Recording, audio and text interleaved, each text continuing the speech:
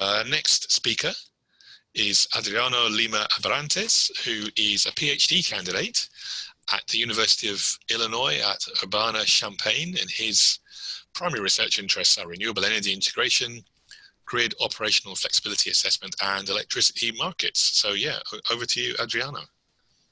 Thank you, Keith. Can you guys see my screen? So we can see your screen. You were sounding a little bit muffled to start off with, but hopefully it'll be okay. Okay. I'll try to speak up a little bit. My name is Adriano Abrantes, and today I'll talk about my work with Professor George Gross, entitled Towards the Construction of a Class of Grid Operational Flexibility Metrics. We begin with an introduction to grid operational flexibility, or GOF. We talk about its assessment, the implications of GOF deficit, the metrics proposed in the literature, and the metrics we propose. Then we talk about our approach to compute these metrics, our results, and then concluding remarks. So our work is motivated by the deepening penetrations of renewable energy resources in grids across the globe. These penetrations raise concerns with respect to the ability of the grid to accommodate the resultant net load profiles, which are highly variable and uncertain. This ability is often referred to as GOF, or simply flexibility. And in this plot, we show how the misalignment between load and wind power outputs, which often tend to be larger during nighttime, can result in highly variable net loads. So we begin by showing a 3-day-long load profile and emphasize 2 of its 3-hour ramps. And then we display the wind power output and the resultant net load, which has ramps that are roughly 50% steeper than the load ramps, the original load ramps. And in this slide, we show the California ISO daily net load curve under deeper PV penetrations for a typical spring day. So the PV penetration introduces a steep morning down ramp in the net load and a deep valley around noon. And as the sun goes down and residential load picks up, the net load presents a very steep 3-hour up ramp. This net load valley is very difficult to manage as thermal resources have minimum output limits and minimum downtimes, so they may need to stay online to assist with the evening net load ramp. Consequently, the operator may need to curtail the output of solar resources because the controllable resources cannot respond appropriately. Moreover, this highly variable net load causes controllable resources to start up more frequently, which impacts costs and can increase uplift payments. And this curve is also known as the duck curve. And so clearly there is a need to assess how flexible a grid is, that is, how efficiently and effectively it can accommodate its net load profiles. But GOF assessment is challenging because it involves, it's multidimensional, it covers multiple time scales, and it lies within a context of decision-making under uncertainty. These decisions are subject to various intertemporally dependent constraints and rely on forecasts with lead time dependent accuracies. And we're going to discuss a little bit of these challenges in detail now. So the multidimensionality comes from the fact that net loads can be put into zonal or nodal bases. And since the controllable resources provide most of the response to net load changes, these resources must be able to deliver the appropriate response under network constraints. Moreover, the system must be able to meet net load ramps under different time horizons, considering ramps that last minutes through ramps with several hours of duration. And the need to respond to net load changes within different time scales requires the explicit representation of interdependent control actions. In the range of seconds, we have frequency regulation services, and in a time scale of the order of minutes, we have ramp products and spinning reserves. And beyond that, we represent real-time decisions, such as the commitment of fast start resources to respond to unexpected net load changes. And since controllable resources have ramp limitations, the interdependence between these ancillary services must be explicitly represented to guarantee that the cleared ancillary services can be delivered. And well, in grids with low levels of renewable energy resource integration, the main source of uncertainty is due to outages, as demand forecast errors are not that great. However, Once the role of renewable energy resources is more prominent, net load forecast errors become larger and highly dependent on forecast lead times. The forecast lead time is limited by the market lead time. And even though it is interesting to have a short lead time to obtain small forecast errors, short lead times restrict the feasible actions that the operator can take to respond to net load changes. So there's a trade-off between forecast accuracy and the set of feasible response actions. And since it's difficult to formally define GOF, one way to assess it is to look into the impacts of GOF deficit. And here we talk about LMP volatility, uplift payments, and renewable energy resource curtailment. So the price volatility can be a consequence of rapidly varying net loads, as the marginal cost to serve demand depends on the net load value.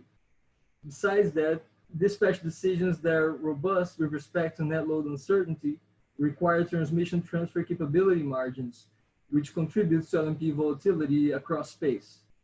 And another significant impact of GOF deficit is real-time price volatility due to large imbalances from day-ahead markets.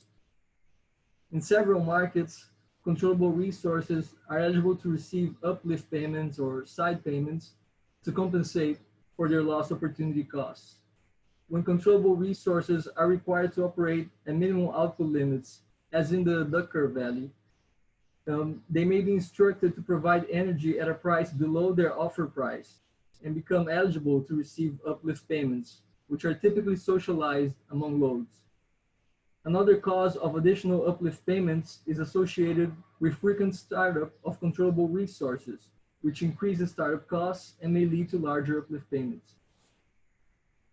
And another consequence of GOF deficit is renewable energy curtailment, which is an undesirable action from an environmental perspective, but may be necessary to avoid large net load ramps and preclude the decommitment of important controllable resources.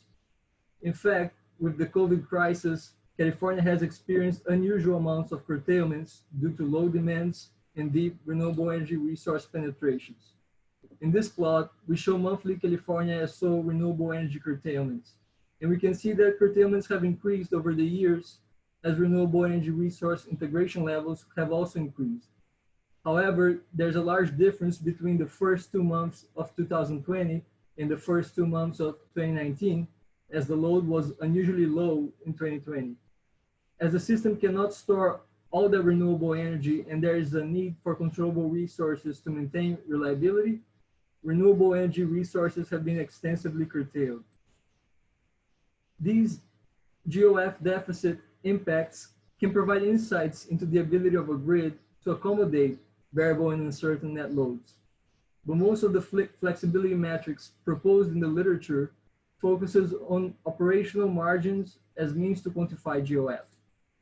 For example, metrics inspired by reliability indices have been proposed, where net load changes are the counterpart to load in reliability studies. An analog of the loss of load expectation is the insufficient ramping resource expectation. And an analog of the expected unserved energy is the expected unserved ramping demand. Other metrics based on the range of net load values that the system can accommodate in the near future have also been proposed. And these metrics enable operators to check whether net load forecasts are attainable under a set of feasible response actions. And these metrics are valuable tools for planning and operations, but they don't provide quantified information associated with the economic impacts of flexibility provision in a market environment. So in this work, we propose to assess GOF by quantifying the economic impacts of ramping limits on controllable resource output changes, the key source of GOF. We use this approach to construct a class of GOF metrics based on the comparison of market outcomes under distinct operational constraints. To compute the market outcomes that we use to evaluate the metrics, we simulate markets using 2 production costing modules. Each module simulates a 2-settlement system with day-ahead markets and real-time markets. Each day contains each day-ahead market periods and each day-ahead market period contains K real-time market periods. Here we illustrate a production costing module. We feed the day-ahead forecast into the day-ahead operations submodule to obtain the day-ahead market outcomes and establish the unit commitment schedule, which is used along with the actual values of demand and renewable energy resource outputs to clear the real-time markets. We use two distinct production costing modules to perform a side-by-side comparison of their outcomes, the reference module and the relax module. The reference module represents ramp constraints of controllable resources with fidelity.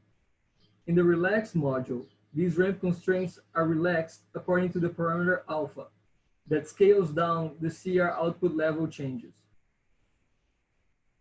On the top of this slide, we show a simplified version of the ramping constraint of controllable resources, where we omit the ancillary service terms for simplicity. Here, GC of K0 is the output level of the controllable resource C at time K0. Tau is the market period duration, and rho Cm is the resource's maximum ramp rate. When alpha is 1, the constraint is enforced as usual. As alpha changes from 1 towards 0, the range of feasible output levels at period K0 plus 1 augments. And when alpha is 0, that range is simply determined by the resource's maximum and minimum output limits. The proposed class of metrics is based on the comparison between the market outcomes from two distinct production costing modules using the same input data. The reference module fully enforces the ramp constraints, and the relaxed module relaxes them to some degree. We focus on three metrics: MC of alpha, which is based on production cost; ME of alpha, a metric based on renewable energy curtailment; and MU, a metric based on uplift payments. We compute the production cost metric by taking the relative difference between the production cost when alpha is 1 and when alpha is below 1. We express this relative difference in percentage. We define the renewable energy curtailment metric under the assumption that the grid experiences some curtailment when alpha is 1. And as before, the metric is based on the relative difference in renewable energy curtailment. Analogously to the renewable energy curtailment metric, we propose an uplift payment metric, assuming that uplift payments are non-zero for when alpha is 1. And we define the metric as a relative difference between uplift payments with a different value of alpha. We illustrate the proposed approach to a slightly modified version of the IEEE reliability test system with wind and solar resources. The system contains 153 generation resources, 120 transmission lines, and 73 buses that are grouped into 3 areas. This is an illustration of the geographic footprint of the fictitious grid. Regional load profiles were taken from local utilities, and renewable power profiles were taken from an NREL wind and solar integration study. The line lengths were computed based on the line parameters, and we show buses as circles with the color of their region. The lines are line segments with the color of their region, and the inter-region timelines are shown in thick blue line segments. There are 4 wind power plants and several solar resources, which may be utility-scale PV plants or residential distributed PV aggregations. Our market clearing problem formulation has the objective to minimize production costs, including startup costs. And the constraints include supply-demand balance, resource operational constraints, transmission constraints, and system and area-wide ancillary service requirements. We use the data available for the first week of August 2020, when the net load is expected to be extremely variable due to air conditioning loads and PV production. In this area plot, we show the net load in gray, the wind output in green, the distributed PV output in orange, the utility scale PV output in yellow, and the run-of-river hydro output in blue. We know that the top value of the net load area corresponds to the load value at that time. Here we show the overall production cost of the reference production costing module. These are week-long production costs as a function of DPV capacity. As expected, the cost decreases as the PV install capacity increases, since these resources offer energy at zero marginal cost. Here, we display the curtailed renewable energy as a function of distributed PV capacity again. As expected, the grid experiences more curtailment as distributed PV capacity increases. And here we show the overall uplift payments that tend to increase as the PV capacity increases, but the results are not as consistent as before, since uplifts are out-of-market payments that are not accounted for in the market clearing problem. In this slide, we show the results for the proposed GOF metric based on production costs when alpha is 0. The metric can be viewed as the production cost impact of controllable resource ramping constraints. We see that these impacts are small for distributed PV capacity values below 1,000 megawatts.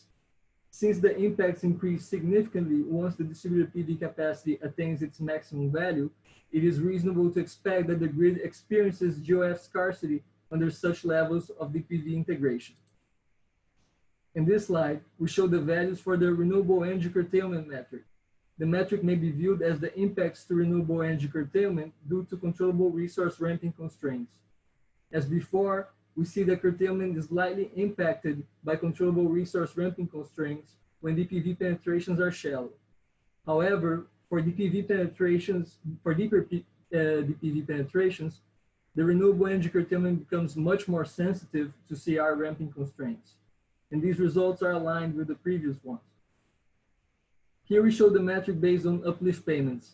We see that the results don't follow a simple trend, and this is reasonable because the pricing scheme within our market clearing simulation is based on marginal prices, and even though we represent startup costs of controllable resources, the marginal prices don't reflect those startup costs. And a possible explanation is that uplift payments decrease with DPV penetration for small values of DPV capacity, as these resources lower the peak net load and consequently prevent the commitment of expensive peakers. But for larger values of DPV capacity, the ramping challenges due to the deep DPV penetrations require fast response from controllable resources and entail an increase in uplift payments. In this work, we propose a class of GOF metrics driven by the economic impacts of GOF provision. We model grid operations under a two-settlement system and an uplift payment computation scheme to capture the effects of day-ahead decisions with imperfect forecasts on real-time operations and markets. The proposed approach enables us to quantify the impacts of controllable resource ramping capability under distinct renewable energy resource penetration levels and may be applied to various problems in planning and policy formulation.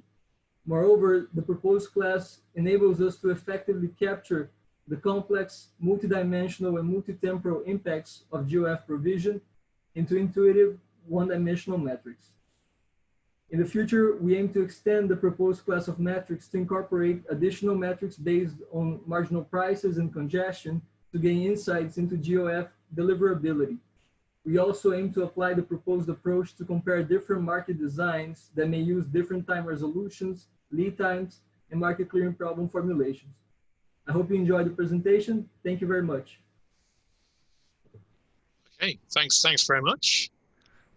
So we've got a question has popped up on the Q&A. So this is from Adonis Tio. So well done to you, asking lots of questions. Thank you.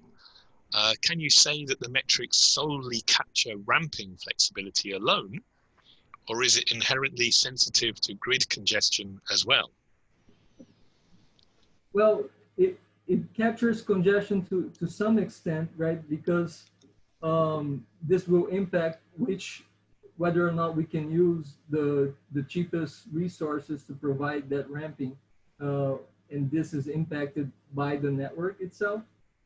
But we believe that if we can design a metric based on the marginal prices, then we can actually capture in more detail the effects of congestion and which areas or nodes are having trouble to deliver flexibility or to receive it. Okay. And I was just wondering myself, I mean, a bit to what you were just talking about there, what really is the use? How is this metric going to be used? What kind of decision making is it going to help to inform?